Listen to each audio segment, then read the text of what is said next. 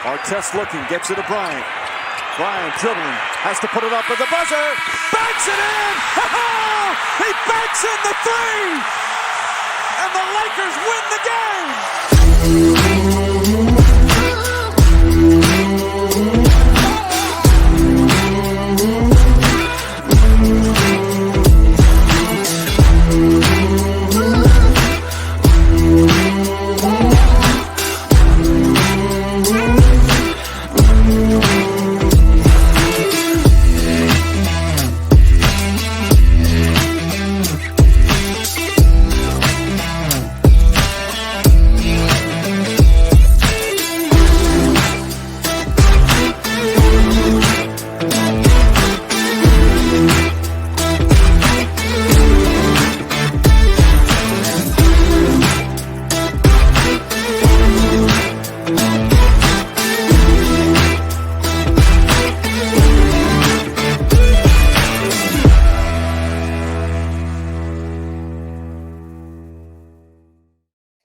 Good morning, Syndicate members. Guess what? It's Wednesday. We're live from Austin, Texas. Ready for winning on Wednesday. I am here with you as always, your co-host, Tony Merwin. And then we got that dude, the king of Facebook groups, Joe Campert himself. What's happening, Chief? Shoot, man. Busy. Actually, my day was a little crazy yesterday. So it turns out, which if you guys watched Tuesday Training with Tony yesterday, I was supposed to be on that show and then was going to be on Winning on Wednesday. And my youngest, Nora, who's about to be one, actually in less than a month now, turns out, man, she's got like bronchitis and flu, man. So she's okay. But that was obviously my day yesterday. You know, you have that with the kids. And then obviously if anybody's ever met Laura Grace, my 3-year-old, she's runs around the house and screams. That's like her new favorite thing to do. So, but no, man, we're doing good. And that's really, I guess that's my weekly win. I got a kind of a weird, it's not really weird, but it's like, you know, thinking about that. And obviously, and Nora's been sick like a lot, like in her first year of life, like even like in the first month, you remember we had to take her to the hospital for RSV and stuff like that. But it was, to me, it was kind of just flip the switch and think about it in a different way. Like the fact that literally like, hey, something's up with my kid. And like, we could just go and take her to the doctors and they could diagnose it and they could give us medicine. And so that's my weekly win, is that, man, we're blessed. And I think a lot of the times we forget that there are so many people that just don't have that. So that's my weekly win. Cause it was like, hey, instantly knew what it was going to take to get her right, you know, and then, hey, just kind of the peace of mind that, hey, she's good to go. So, Absolutely, going through the ringer, huge. but yeah, that is definitely a win.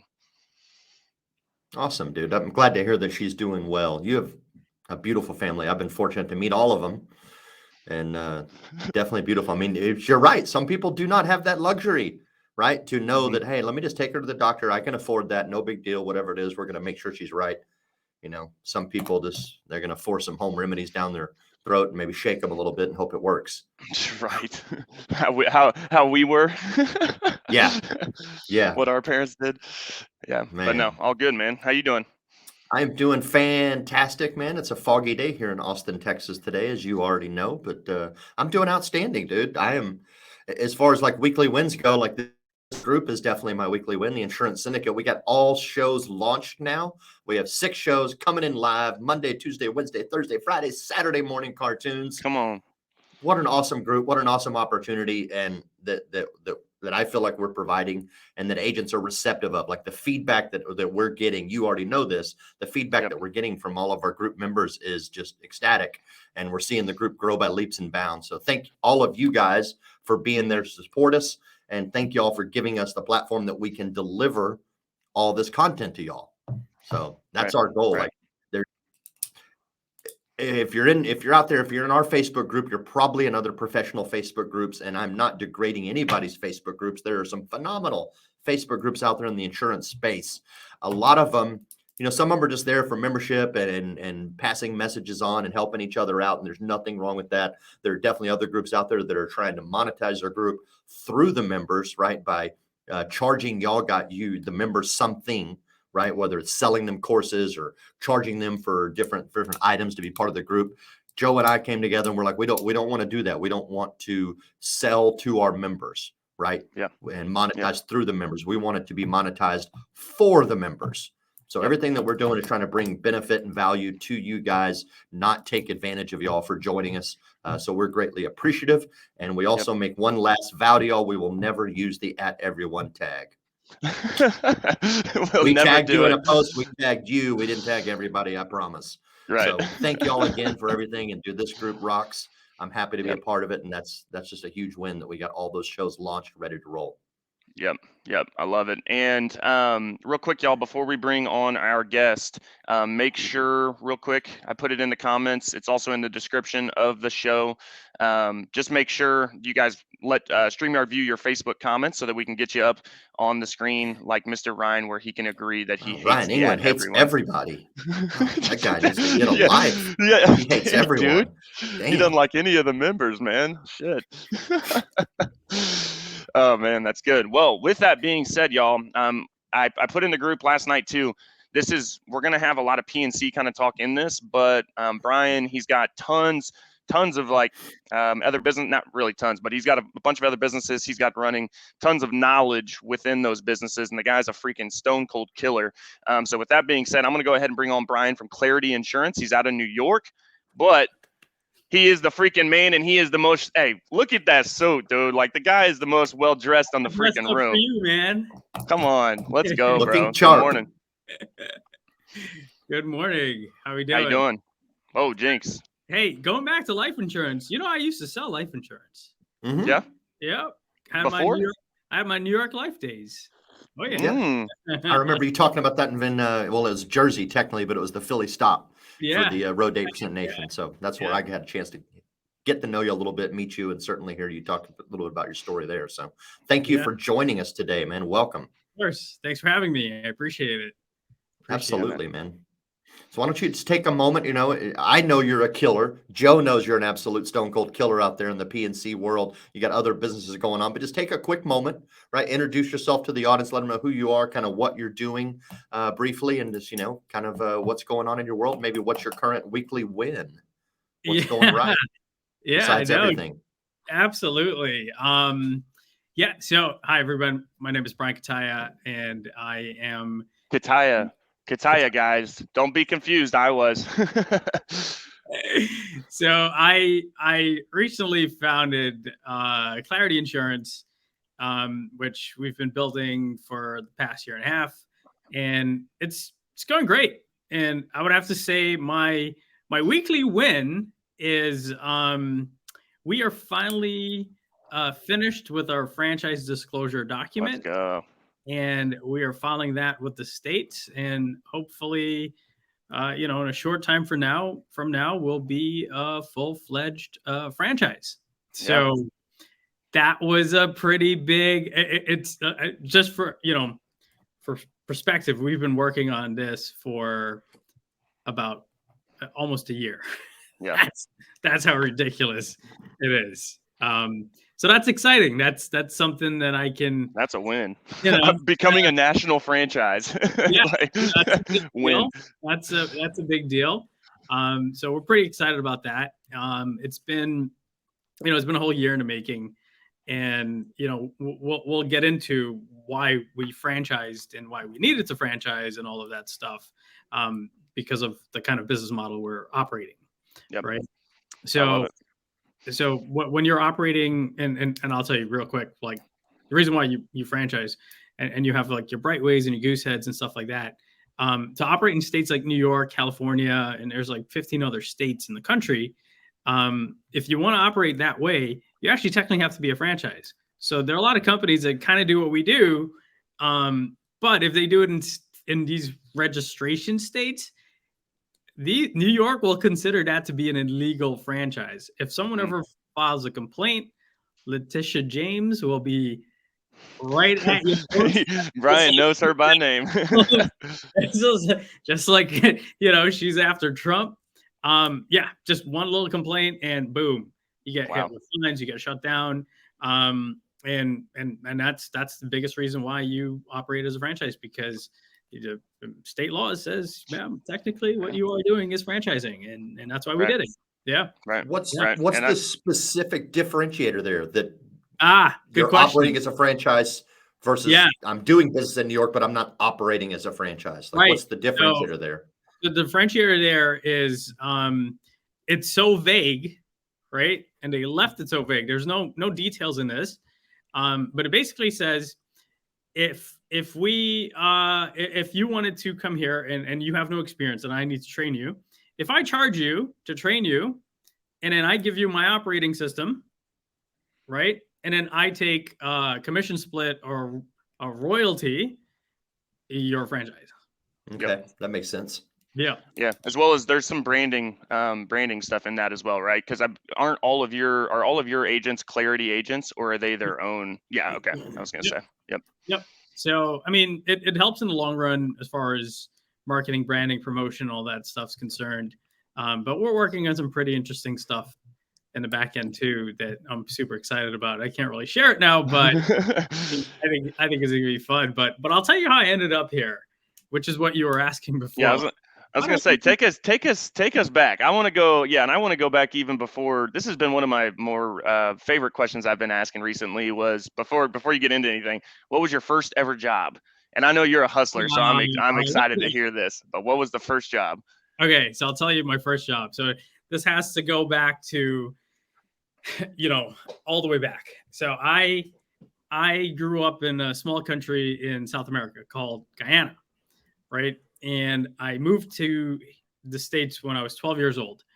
And we moved to Queens, but back home, we had 3 channels and I'd watch movies. And I always thought America was like New York City. Right. So I moved to Queens and I'm like, where are the skyscrapers? Where am I? I'm in Jamaica, Queens, right? So I was like, nope, take me back home. I don't want to be here. Take me back home. But whatever, we moved here, and your typical immigrant story, 6 people in a studio apartment and make do with life. Yep. And I remember I was, the first couple of years were, it was tough. I was like bullied and you name it. I mean, fresh off the boat, super thick accent. Yeah, it was not fun, but I'm grateful for the experience because it's definitely built some character, right? Absolutely. I hated it, but now I look back at it and I said, well, this kind of shaped me into becoming who I am, right? Yep. So in a sense, it was a blessing in disguise. But I remember I was 14. I just turned 14, going back to school, and all the kids were wearing Jordans and basketball jerseys, and I really wanted them, right? But we didn't have the money to buy it. Right? My mom was working at Macy's and we had no money. And I would say, "Mom, please, can I get these sneakers?" And she's like, "Where am I gonna get the money from? Are you crazy?" So I was like, "All right, I'm gonna get a job. I need money." And I wanted to get a job just because I wanted money to buy nice things. That was it. Nothing else. I wanted to buy these Jordans. So I literally went like store to store in my neighborhood, and I was 14 and I was a bit of a late bloomer. So I was super short and tiny, but I went to school, got my working papers, and I went to pretty much like this pharmacy. I went to Dunkin' Donuts. Finally, like after showing up a couple of times, the manager of Dunkin' Donuts says, "You know what? Can you sweep the floors? Are you fast?" I was like, "Hell yeah!" So first job was Dunkin' Donuts. Let's go. And I was sweeping the floors, cleaning up the counters, doing all kinds of stuff. My shift was like 5 a.m. before school started. Wow. Later in the afternoon, and I was getting paid $5.35 an hour, and my first paycheck was $50. And I remember taking that paycheck, I cashed it, and I went shopping. I bought this jacket that was like, I was like, oh my God, this is the nicest thing I've ever owned. And I showed up to school the next day, and everyone was like, "Whoa, nice jacket, man." I was like, "Cool." Hell yeah. So, I really wanted to work in the pharmacy, and I showed up in that pharmacy for 3 months. pretty much every day after school asking the manager for a job. And finally, after a while, by Christmas time, he was like, you know what, I'm tired of seeing you coming in here. Just come in on Saturday. And I went in Saturday. It was during the holiday season. And again, my first job was sweeping the floors, cutting up the boxes. And I'll tell you what, it was the cleanest damn floors you've ever seen. Sure. Come on now. I was just so grateful for the opportunity. But I worked there all through high school, and every 3 months they would give me a raise. I was always on time. I showed up, and I always did more than I was asked to do. Just because I was grateful for the damn job. It was a bullshit job, but man, you don't understand. I was finally getting paid cash money too. I mean, don't report my I was shopping every weekend. By the end of high school, I probably had about 50 pairs of Jordans. Yeah, it was insane. So that's my first, job. I love that, dude. Well, and you guys, I hope the members heard that. You guys hear the one piece, right? And we all know it. It's the consistency is key. But I love that it's not just the consistency, it's what you're being consistent with. Are you consistently showing up the same second that it hits 8 o'clock or 9, whatever your start time is, right? Or is it like, for me, I'm always, especially like with sports, just sports in general too, like you're really just anything. It's like, man, if you're on time, you're late, right? Like if it's this, right?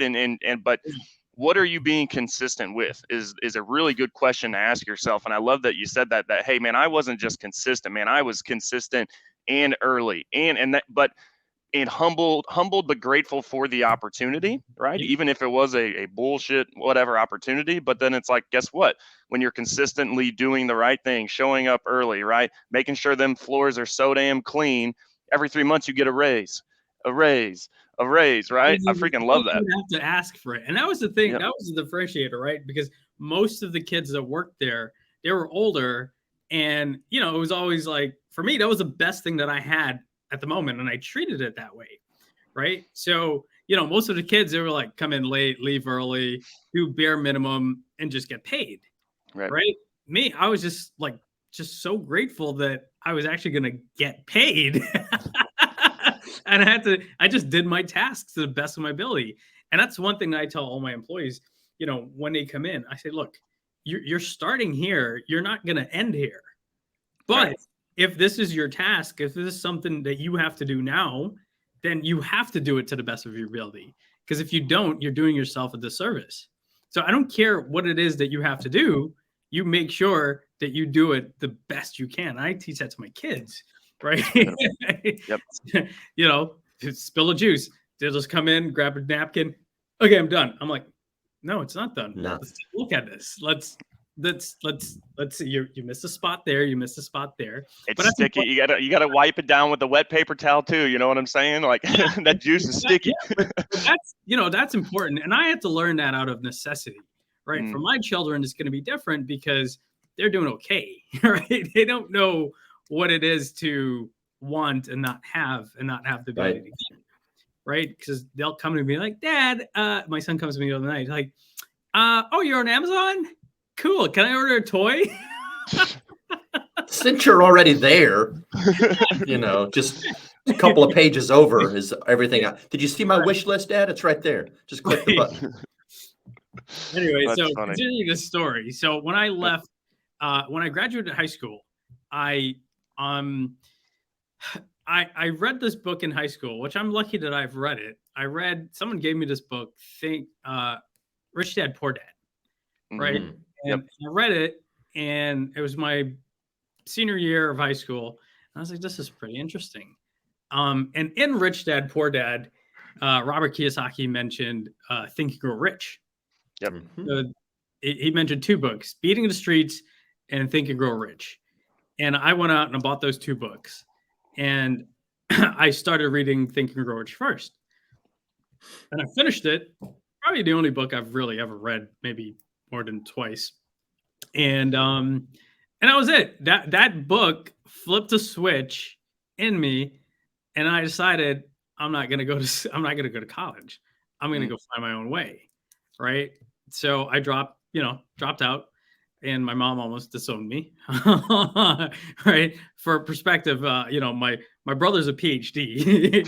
He's the smart one. and I'm the idiot that dropped out of school. So I'm not an advocate for dropping out of school. I just wasn't a path for me. I didn't have the attention span to sit there and go through all these classes. So I went on, got my real estate license at 18.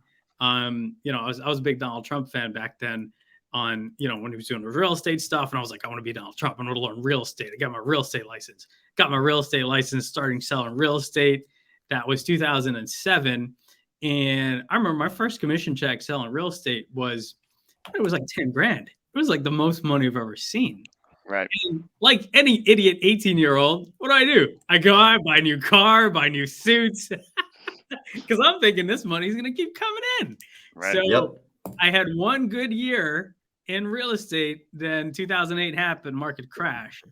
Then I went bankrupt. I mean, I was 19, but my car got repossessed at 3 a.m. My grandmother woke me up, says, Brian, they're taking your car. And I was like, I'm going back to sleep. There's nothing I can do about it. So I dug myself into a nice deep hole, and car got repossessed. Couldn't pay my credit card bills. And of course, my mom, I didn't have parents to bail me out, right? Single mom, she don't have money. Nobody's bailing me out. So yeah, I ruined my credit, did all that fun stuff. And that's how I ended up at New York Life. So I couldn't go take another job because I had too much pride to say, all right, you're going to make $10 an hour. I was like, no, give me a sales job, right? Let me earn my keep, right? If I make $1, I'll make $1. If I make $100, I'll make $100 based on my effort, right?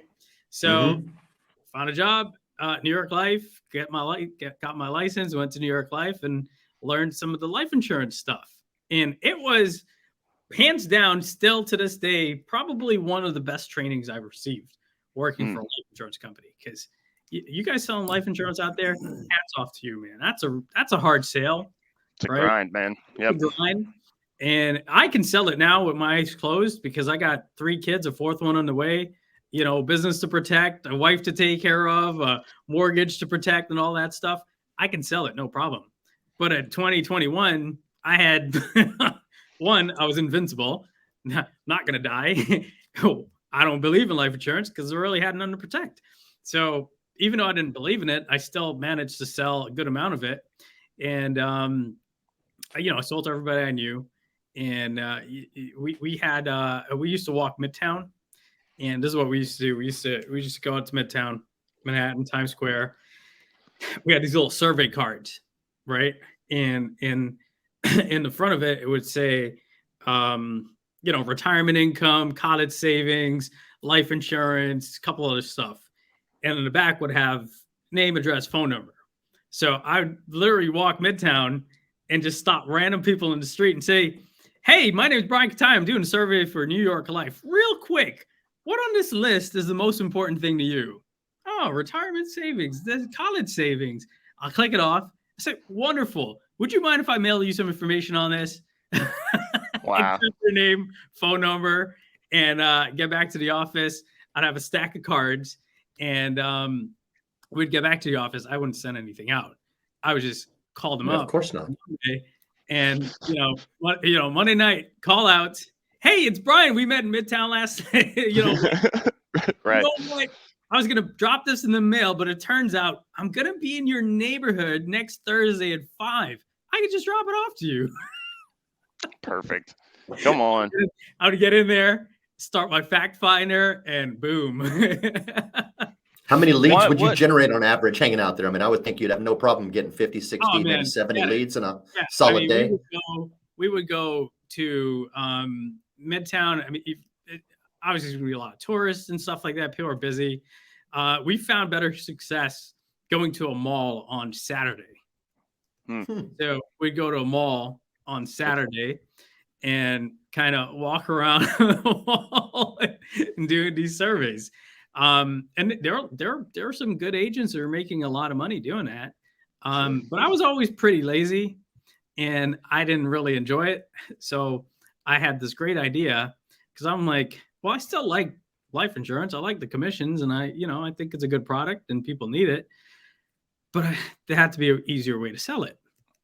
So I start looking for ancillary businesses that could potentially be an easy cross sell.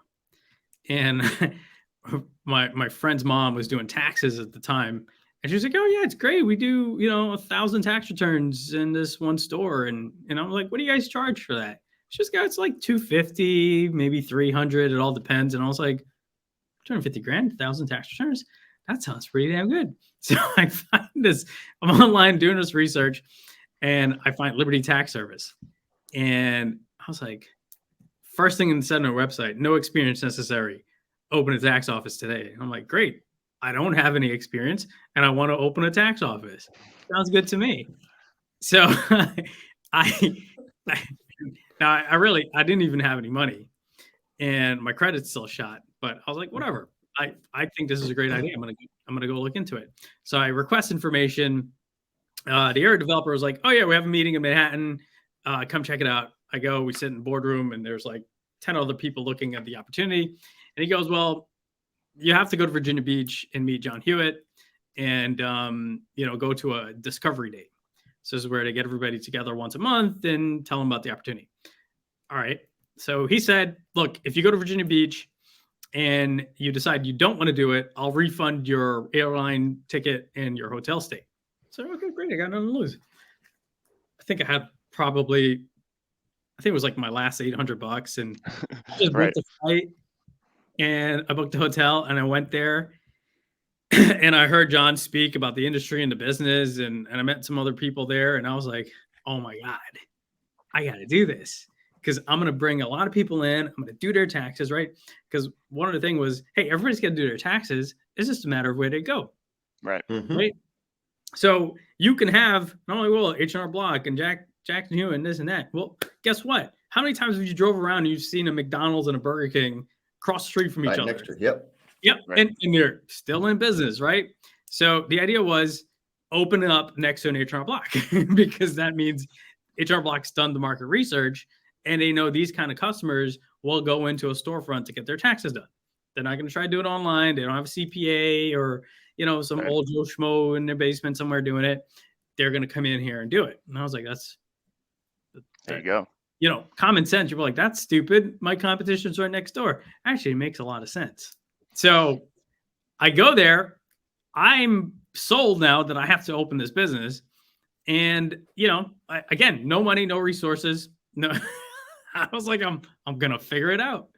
So I come back and I went to see my old real estate broker who had owed me money after the crash, all that stuff. And I was like, hey, can I get money you owe me? And he's like, well, I don't have it. And I'm like, shit. So I meet a guy there. And he's like, oh, what are you up to? And I was like, well, I'm going to open this business. So, and I wasn't even trying to sell him. I was just so passionate about it. I was just sold on it. He calls me the same afternoon. He says, hey, I think you have a great idea here. Let's meet up for lunch tomorrow. We meet up for lunch. And he goes, I think we could do this together. I'll be your partner. You can run it and I'll give you the money to do it. I said, come on. I don't even know this guy. I met him twice before. Wow. He gives me 40 grand. We become partners. Liberty Tax lends me 25,000 for operating expense. I find a storefront. It was the last stop of the F train, super busy location. Again, it was 2009. There were a ton of storefronts for rent. The landlord didn't even check my credit. Wow. I was like, yeah, I'm opening a Liberty Tax. Oh, that's great. Bring a franchise in here. Gives me a lease. And it was insane. My first year, we did about 125,000 in revenue. Wow. Which is not, I didn't make any money. Yeah, right. I didn't make any money, right? So, but after the tax season, Liberty Tax called me and they were like, wow, you guys did great. Do you want to open another office? And I was like, what? But this is where I learned leverage because they were going to fund 100% of the next office. Oh, wow. Damn. Say yes, please, with a bow on top. So the second year, I ended up opening up 2 more offices. And then my first partner, he was like, yeah, I'm not enjoying this. I want out. And I ended up taking on another partner who worked for me at the time. And again, I had no tax experience, and turns out you didn't need to, because you can just hire people that have the experience. Right. And that's what I did. But by the end of it, in about 5 years, we had 7 offices, and it takes about 3 years for you to really start making money. Year 1 was tough. Year 2 was tough. Year 3, I was like, oh my God, what happened? Oh, wow. I'm moving out. Finally getting So I was 23 when I started that business, and, it was a great experience. I had a really good time, and, I forgot about the life insurance stuff, and I was just focusing on that. But, after about 5 years doing it, I was working 4 months out of the year, and I'm like, well, I got to find something else to do with this. Right. So that's when I decided, hey, I'm going to get back into, I'm going to get into P&C insurance. And I try to go independent, but no one will give us an appointment, no experience. And then, someone said, hey, Allstate, try Allstate, talk to Allstate. I was like, wow, this is an amazing opportunity. Now, I did not know shit about P&C business. Mm-hmm. I had no clue, right? I'm like, you sell a policy, you get $100. Who the hell wants to do that? Right? Life insurance, you get 100. What do you get? 100% commission, 120%? All depends on what you sell. That's nice. You sell real estate, you get a big fat commission check. I was really looking at P&C just to kind of pay rent for the stores that I had. I wasn't even looking to make money from the business. And we got into Allstate. I started on that enhanced contract, and I was like, well, hold on. Before we start talking Allstate, I wanted to come back to this question, because you said it earlier, and I know, because you guys freaking blew it up in a very at a very fast rate with Allstate too, I will say. So we'll get it, but before we get to that, I wanted to go back to something that you said about New York life. So you said, to this day, that it was if not the best, but one of the best trainings that you ever went through, right? Regardless of industry or anything like that. Why? What made that training? Like, maybe kind of share some of those nuggets. Like, hey, if I'm sitting in this leadership role, or shit, I'm trying to hire people, right? Like, what made that experience that? I mean, because obviously, that was how long ago, and still to this day, you're like, dude, that's like hands down the best. Why? Well, look, it's not, I would say it's the best, because for me at the time in my life, I guess I needed to learn some harder lessons, right? So if you can sell life insurance, if you can be successful selling life insurance, you can basically do anything. Certainly sell anything. Right. You can sell anything, right? But one thing that they had was consistency, right? They had the same meetings, or same type of meetings, every single week, every single day, every single Wednesday or Monday or whatever. And then they added more, it was more repetition than anything else. And that's how you really learn, right? It's kind of like lifting weights, right? You're not going to get muscles going to the gym one day a week and say, great. But if you go consistently over time and you keep going that, progressive overload, you're going to see results. Right. So a lot of people, they're like, well, I made a sales call, I did one role play, or I did one of these, and it's not working. But, what I learned from them was they did the same thing over and over and over and over and over and over. And people that really stuck with that, right? Because nothing's hard, right? Nothing's really hard. But if you master it, because it's going to take time and effort, but if you give it the time and you give it the effort, you're definitely going to be good at it. It doesn't matter what you do, right? Mm-hmm. So in the same way, that was one thing that I learned from them. They were very consistent with their training, and it was non-negotiable, right? Right. Ooh, that's a big one. Yeah. So it's like, okay, are you committed to do this? Then you're going to be here at 9:00, right? If you're not, then no problem. And now the interesting part about that is that they weren't even paying you a salary, right? It was your own efforts. Yep. So a lot of people get that kind of confused. But that's one thing that I learned was like, hey, I'm putting in my effort to be good, to be better, to make more money. But, their job was to do what they were doing, because they didn't make money unless we made money.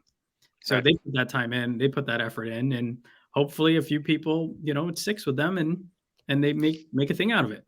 Well, and Right. it's that accountability piece, right? Like you said, like, hey, are you committed to this? Because if you are, then this is what it's going to take, right? And then it's like, yes, I am. Okay, cool.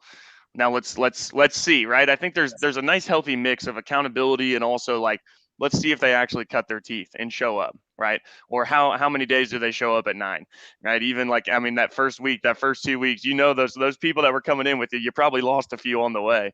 Oh yeah, I think we started my group when I started. There was probably about 30 or 40 new agents, and 6 months in, maybe there was 10 of us left. Yeah, yep, yep.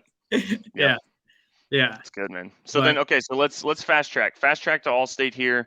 You're opening up ECP, which anybody yes, that so that's an amazing opportunity. They don't do it anymore, but that was those ECP dollars. Anybody that's with Big Blue or has been, you guys know, that was a baller time to be an Allstate agent. that was Quick interesting. stint. Yeah, so we started, we started scratch, and it was like you had to be tier 1 to get this. Like it was like the first month was like 43%, and I was like, that's insane. That sounds good. Yeah. So I opened up, and I didn't have any insurance experience outside of life insurance, but I never had any PNC experience. But I opened up and I was like, okay, cool. I think we needed like 50 items a month or something. And yeah, basically just hit up everyone, just pull out my phone and, called every single person I knew. And month 1, we crushed it, got that check. And I was like, Okay. I'm doing this with 3 employees compared to like my 50 part-time employees in the tax operation, plus all the headaches. So, first year we didn't really take it seriously. We were making money, we were hitting the numbers, and then the renewals start coming in, and then the new business coming in. I was like, I think after year 1, about a year and a half in, I was like, wait a minute, I'm in the wrong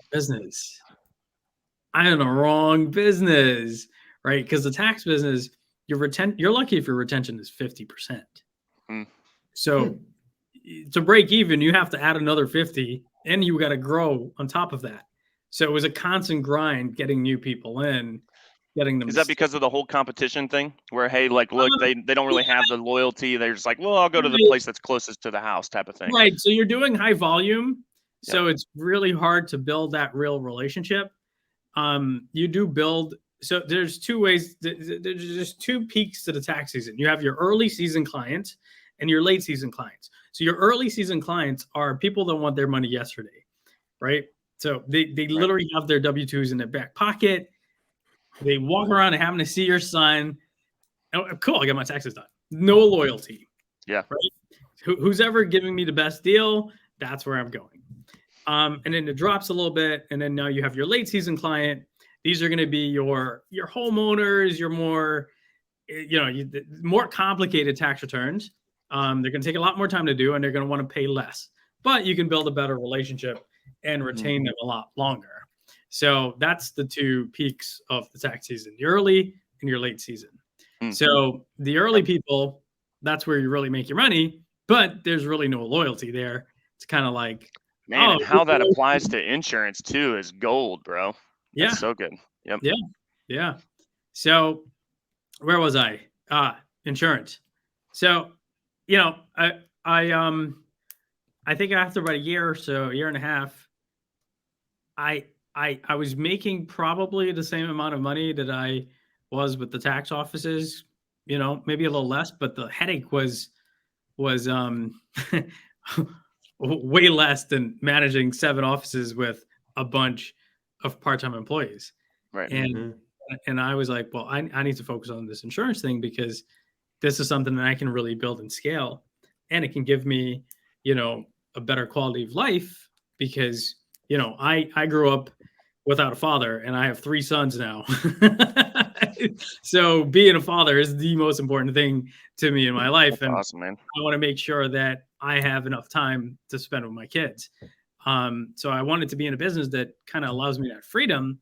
And, that's when I sold the tax offices, and I ended up buying a $5 million Allstate agency. I ended up opening up another scratchbook, and I was all in. I was sold. I loved it. I had a great time there.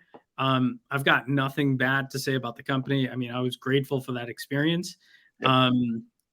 But you can only get to a certain level in the captive side of things, and I kind of hit that ceiling about 2 years ago, and it was just another chapter that I needed to close, but I couldn't do what I do now without that experience. Yep.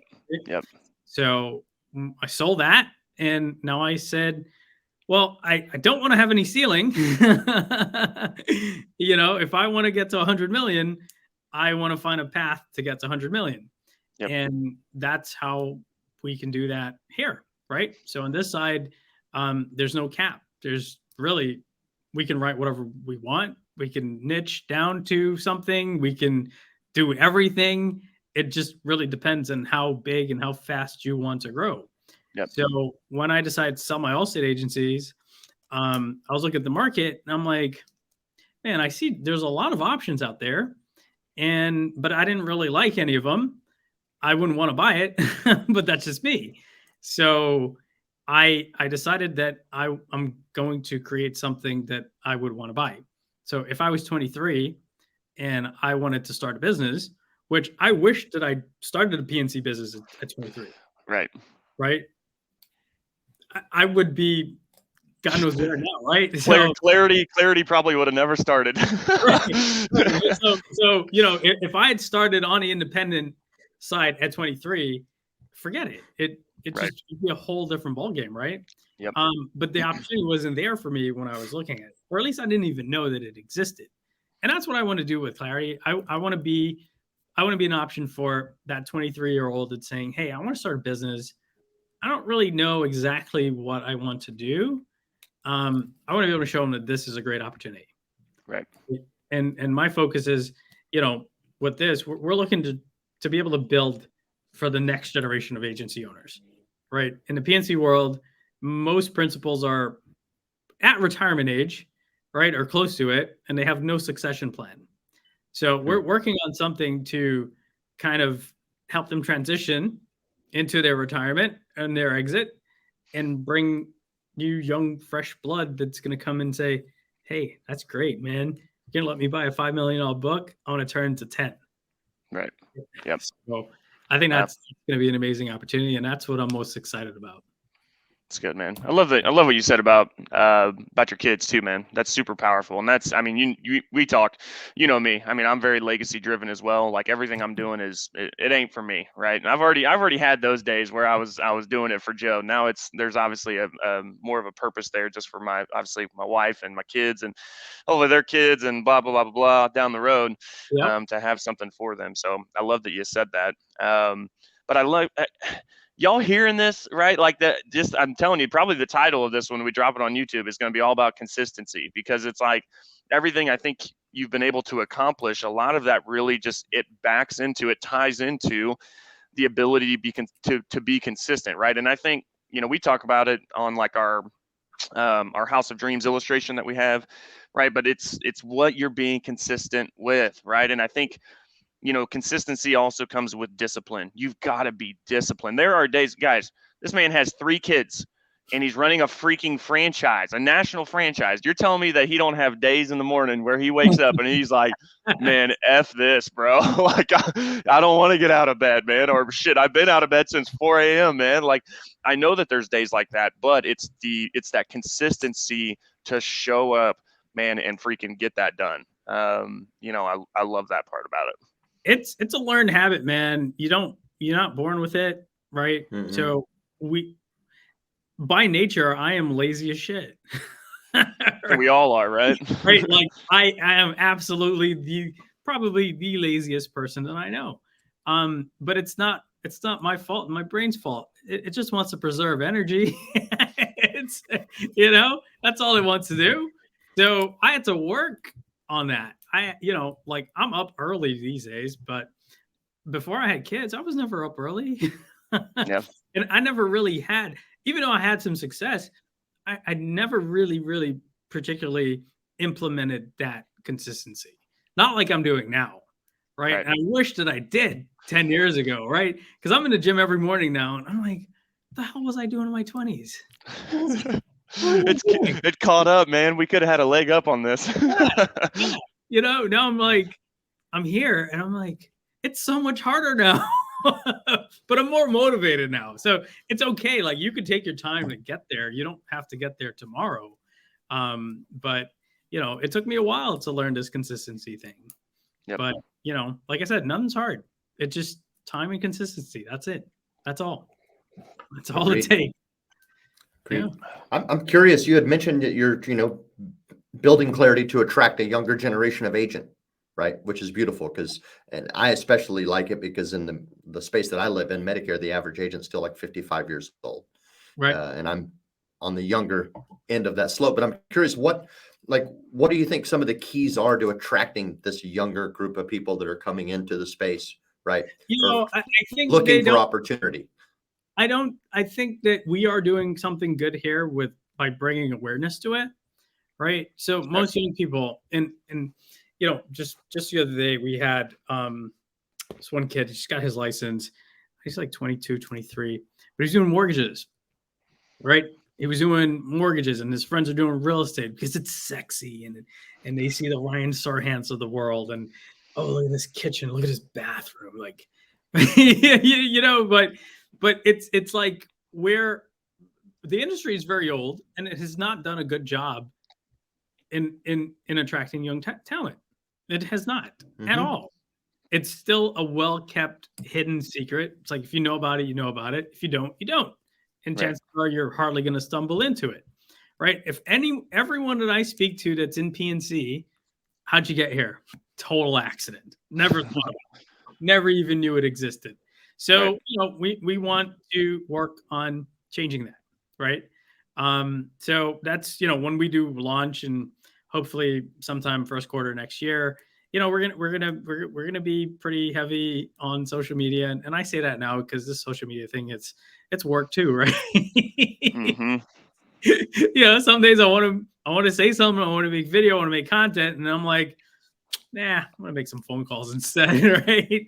So it is work, but we've got the blessings from some of our carrier partners. Like especially Nationwide, and they love it. They love what we're doing, and they're going to be our lead on this. And we're going to do some co-branding work, Sweet, on the franchise level when we launch. Damn, because clarity and Nationwide, that's freaking baller. Yeah. So because they know that hey, we need young talent. We need young people to come and look at this industry. Right. The thing is, the barrier to entry is very high, right? So even for myself, even though I had some business experience, I wasn't going to be able to get these appointments back then. Yeah. It just wasn't going to happen because they already have those standards. So we want to be able to lower that barrier, right? Yep. So, but yeah, I mean, I think us doing stuff like this, building awareness, maybe some young people will come across this and say, well, I've not really thought about that. I ought to look into it, right? Because I swear to God, I wish that I knew that this industry existed when I was 23. Right. But I did not. I knew it was there, but I always thought like, who the hell wants to sell a car insurance policy or a home? What do I, get a couple $100? I don't want that. I want to sell a house and make 10 grand. But that's when I was young and dumb, because I'd rather take $100, every 6 months or every year for the next 10 years than 10 grand now and stack that up. Right. And it's recession proof, right? I mean, that renewal income, that renewal income gets really, really nice. Yep. Yes, right? It is. Yep. I think, with that though, like y'all, and I think there's some agents, man, and I talk with them too, and people like, I do a good job of dressing up insurance so people don't like, holy shit, here comes Joe, man. Like, the dude's just talking about fucking insurance again, man. Yeah. And like, for me, like, but like, don't be scared to talk about it, because that is what is needed, right? Like, I was the guy who is 19, who I dropped out of college to do insurance, but I didn't even know, even when I started in insurance, I didn't know what insurance was capable of. I was a customer service. I was an intern, and then I became customer service. So it's like when you like, we're talking about the big dollar signs and everything, but ultimately, like, don't forget like what we did to get there. Like we did not start off making a bunch of money, but it Right. was more of like, now, like when I go to soft, or like even like how can you dress it up, right? We were talking earlier about softball. It's like, well, everybody's like, who the hell is this Texas? What is Redwood? Why are they sponsoring all these freaking tournament softball teams and like winning? And like, what the heck? And it was like, it's given me the opportunity where I'm just out there watching softball, having a brew, right? I don't actually play. I'm just the sponsor, coach, whatever you. I'm not even a coach. I'm just the sponsor that chills there and drinks beer. But I mean that has given me the opportunity to where literally I'm getting employees out of it, because people are like Austin, one of our best guys, and he's been in insurance for like 9 months, 10 months. I mean, he was cleaning pools before this, right? So if he could be like, in his mind, when he's sitting in the seat, you know, and he's popping off for $50,000-$60,000 months, and he's like, holy shit, like what I made here, like, man, like if I had known this before I was cleaning pools in Austin, Texas during the summer, what would that do, right? And so I love that you said that, because it is so important. But for agents, really don't just say, hey, I'm hiring for life insurance. Like, dress it up in a way that is attractive, because there are a lot of Brians and Joes and Tonys. I'll loop you in there, Tony, even though you're a little bit up there, pal. But there's a lot of young talent out there, right, that are just like us, that could totally change your agency, right? 100%. And it's just talking about it. Yeah, dude. So it comes down to one: you got to treat it as a business, not a job, right? Right. When we started in insurance, I had no experience, but I understand what the opportunity was. So I didn't come in saying I need to sell every single policy. Well, there's only so much that I can do. But if I have a team, even if they do 50% of what I can do, right, and I have 2 of them, now we have 200% of output. Right. Right. So one thing that I see when people start in a business, they're afraid to spend money. They're afraid to invest. So you're not just spending money, you're investing, right? So you don't make an investment. It's hard to get a return if you're not investing in anything. Oh, that's good. I like that. Right. So I was never afraid of making an investment, because I understood that the money was coming back. If you don't understand that it's coming back, don't make the investment. Right? But I knew, like, okay, cool.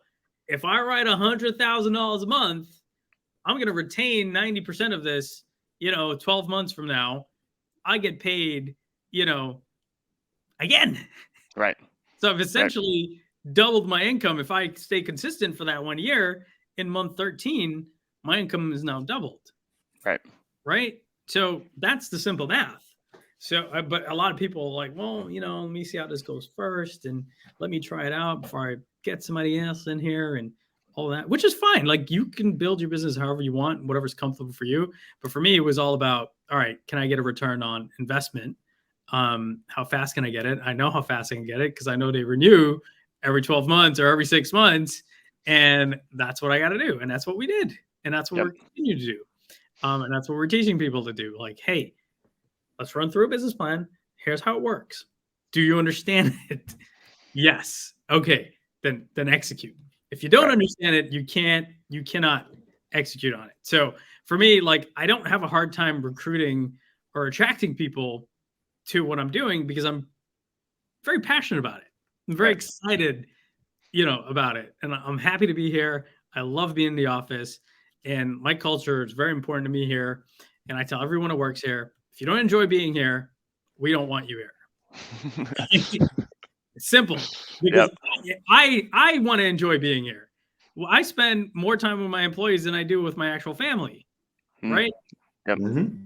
On a work day, absolutely. So we better like each other. We better enjoy each other's company. And so far, like, I've not had any issues, and people that come in and don't really click with our culture, they kind of just find themselves, out the door sooner or later anyway. We don't do anything about that. So absolutely. That's important that if I'm not having fun, I don't want to do it. Yeah. That's good. Yeah. Mr. Merwin, you got anything to close us out with, to wrap? I was kind of curious. I just wanted to kind of wrap it up with some good numbers here, I guess. How long have you been in P&C now? 8 years. Okay. You still run all your tax offices, right? No, I'm not. We Maybe have not one running left. them, but We have just our little mom and pop shop, and okay.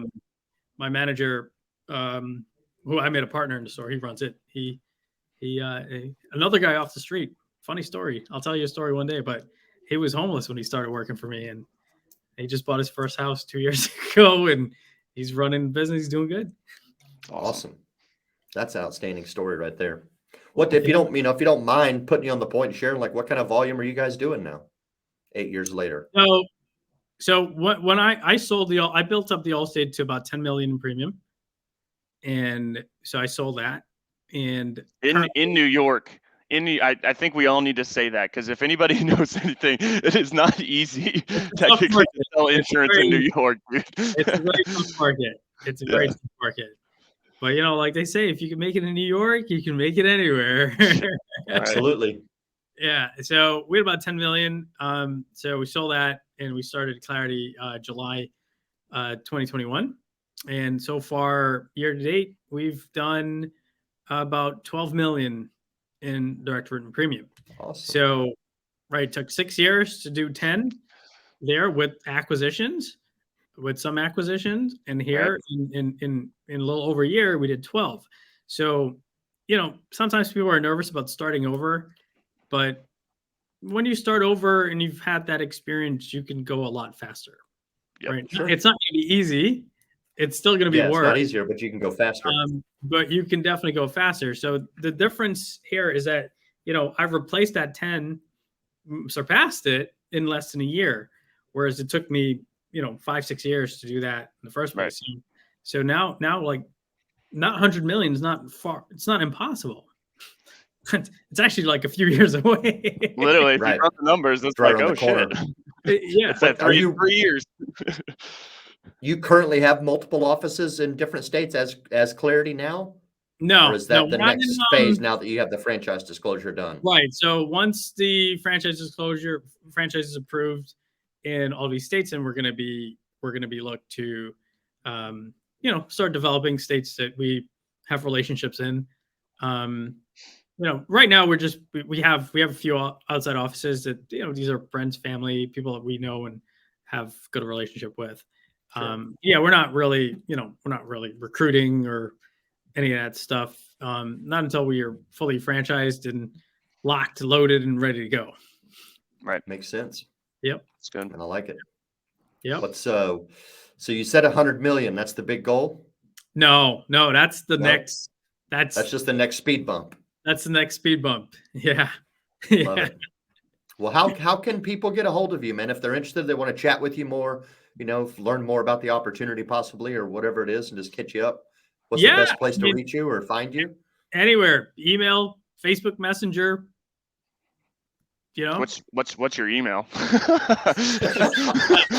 I mean, I understand that we could send you an email, but what is it? You don't send this out. You don't put my info. No, I'm kidding. It's just Brian at Clarity, CLARITYINS.com. Message me, Facebook. Find me on Facebook, Instagram. There's a million ways to find people these days, right?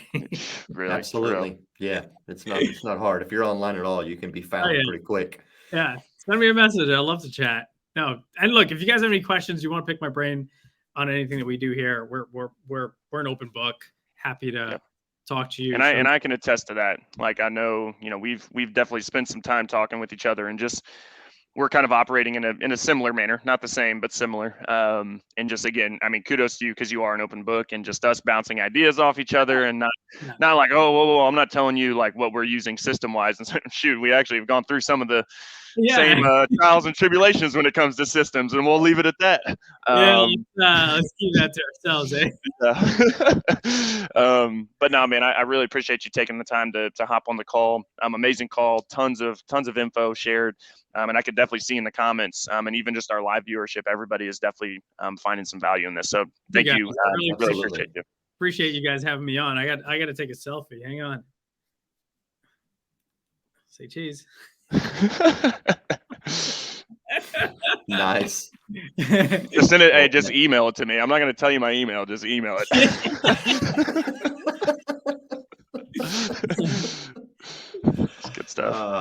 Great stuff, man. Thank you so much for coming on, Brian. This has been a huge pleasure. Guys, if you're looking to learn more, want to pick his brain, he dropped his email. He's happy to chat with you, or just look him up on Facebook. Find me on Facebook. Great episode. Thanks everybody for tuning in. Yep. Absolutely. Hey, it's Wednesday. Thank you for coming. It's Wednesday, Thanks for tuning in. It's Wednesday. Peak it's of the week. Peak of the week. Put the hammer Peak down. of the week. Let's go. Tactical Thursday. I love being able to say this because I used to say, I'll see you next week. Now it's like, hey, I'll see you tomorrow because we're running freaking 6 live shows a freaking week in here. But Tactical Thursdays for tomorrow with John Wetmore, and then Friday Fuel with Johnny. And Mr. Cody Askins is going to be on Friday Fuel this week. So we've got to wrap up the week. And then we got Saturday morning cartoons, which I was talking with Alex Jackson, who is running that show. And so he's got actually a family, we'll call it a dynamic duo that's going to come on. I believe it's a father-daughter business. And so they're going to just talk about that and family business. So be on the lookout for that, y'all. But again, it's Wednesday. Let's keep up. You guys heard Brian.